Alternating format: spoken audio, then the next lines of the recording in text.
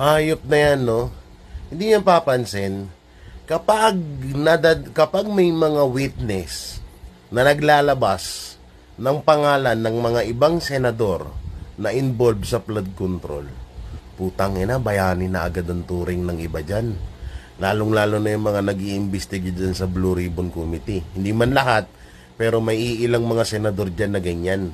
Na kapag mga kapwa nila senador ang nababanggit ng mga witness, bayani kung ituring.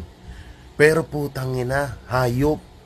Kapag Saldico at lalong-lalo na Martin Romualdez ang nababanggit ng mga witness, aba, sinungaling na ang turing.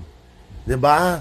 Sandamakmak ng investigasyon ng ginagawa sa kanila kapag nababanggit etong pangalang Martin Romualdez at Saldico. Grabe, no? Sobrang nakakasuka ang nangyayaring pag-iimbestiga or paghihiring mapatungkol sa flood control budget, flood control issue. Tangina, no? Nakakatawa lang kapag mga senador ang nababanggit na involved sa flood control issue, ituturing kang bayani. Pero kapag Saldico ang tinuro mo at Martin Romualdez, putang na, sinungaling ka na agad. O kagaya lang nito ni Orly Gotesa, kung di ako nagkakamali sa apelido niya. 'Di ba? Sandamakmak na investigasyon ng ginagawa sa kanya ngayon.